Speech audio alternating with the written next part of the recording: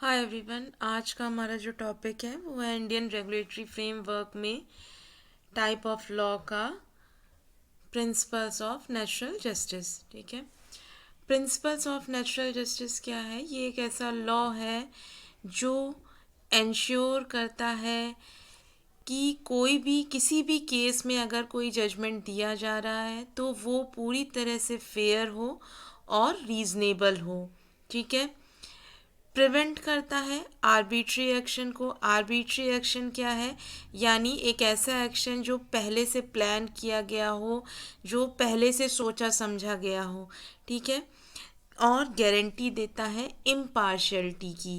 ये गारंटी देता है कि किसी भी केस में किसी भी पार्टी के साथ कोई भी पार्शियलिटी ना हो पाए, और राइट प्रोवाइड करता है टू बी हर्ड।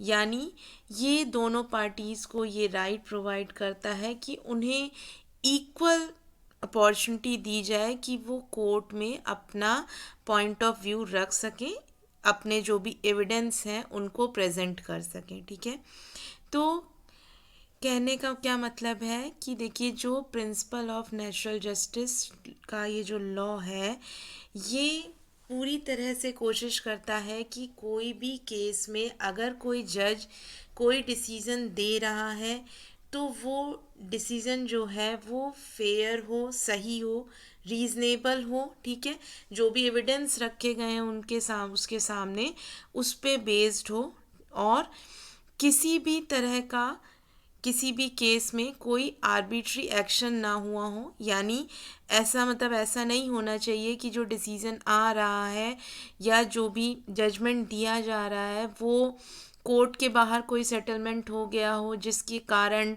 वो जो है उसी पे बेस्ड हो, यानी पहले से प्लान किया गया हो डिसीज़न हो, एविडेंस पे बेस्ड ना हो कि एक पहले से प्लान किया गया हुआ सोचा समझा डिसीज़न दिया जाए।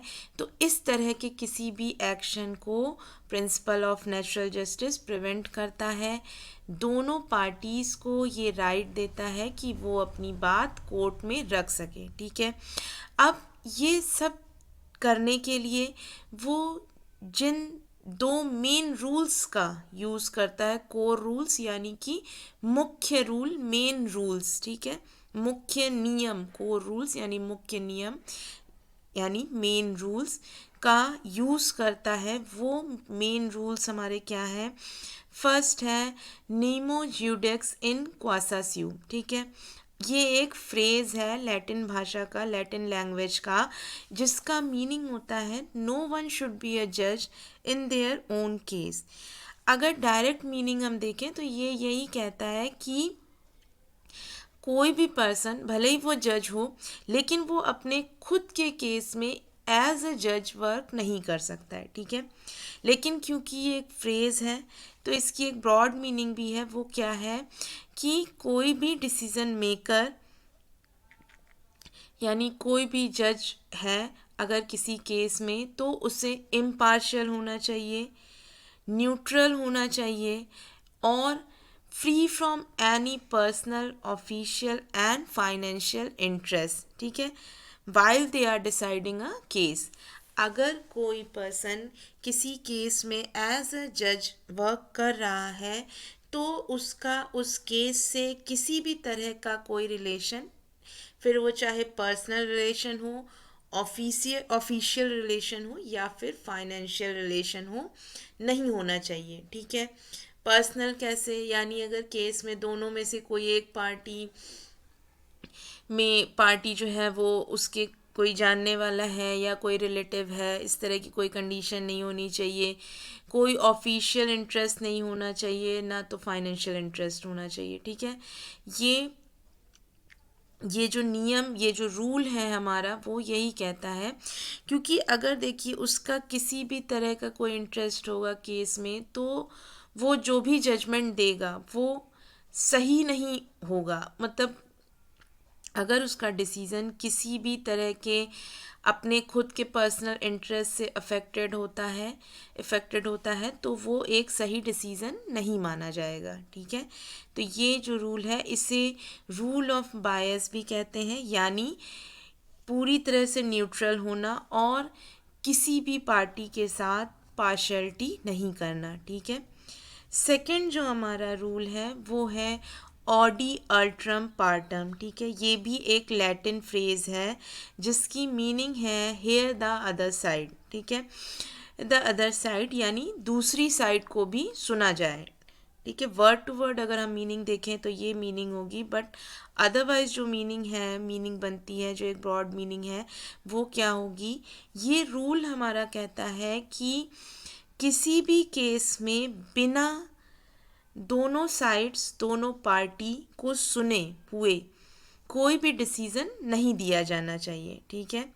ये कहता है कि जो भी केस से रिलेटेड जो भी पार्टीज़ हैं उनको एक एडिक्वेट नोटिस जाना चाहिए, उनको नोटिस भेजा जाना चाहिए जिसमें केस प्रोसीडिंग्स कब हैं, प्रोसीडिंग की टाइम क्या है, डेट क्या है, या केस क्या है, किसने केस की, इस तरह की जो डिटेल्स हैं पूरी उस नोटिस में दी गई होनी चाहिए, ताकि दोनों पार्टीज़ जो हैं उस टाइम पे कोर्ट में प्रेजेंट हो सकें, अपने एविडेंस को जज के सामने प्रेजेंट कर सकें, आर्गुमेंट कर सकें, लॉयर हायर कर सकें, ताकि उनका केस एक अच्छे तरीके से, सही तरीके से लड़ा जा पाए। तो ये सारी अपॉर्चुनिटीज़ जब तक दोनों पार्टीज़ को इक्वली नहीं मिलती हैं तब तक उस केस में जो जजमेंट दिया जा रहा है वो सही नहीं माना जाएगा, ठीक है। तो ये रूल ये कहता है कि दोनों ही पार्टीज़ को, किसी भी एक पार्टी को सुनकर डिसीज़न नहीं दिया जाना चाहिए जब तक दोनों पार्टीज़ को सुन नहीं लिया जाता, उनका पॉइंट ऑफ व्यू नहीं सुन लिया जाता, उनके एविडेंस नहीं देख लिए जाते, या वो कोर्ट में आर्गुमेंट नहीं कर लेते हैं, तब तक जो है डिसीज़न नहीं दिया जाना चाहिए। और एंड में भी जो डिसीज़न होना चाहिए वो सारी चीज़ों को देखते हुए, दोनों पार्टीज़ के पॉइंट ऑफ व्यू को सुनने के बाद ही उस पर बेस्ड होना चाहिए, ठीक है। तभी वो डिसीज़न जो है सही माना जाएगा। इस रूल को रूल ऑफ फेयर हेयरिंग भी कहा जाता है, ठीक है।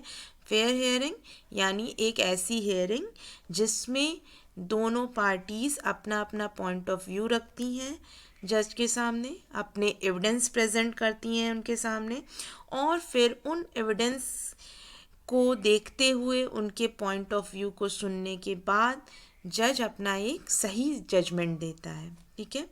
तो ये था हमारा प्रिंसिपल्स ऑफ नेचुरल जस्टिस और उसके 2 मेन रूल्स, ठीक।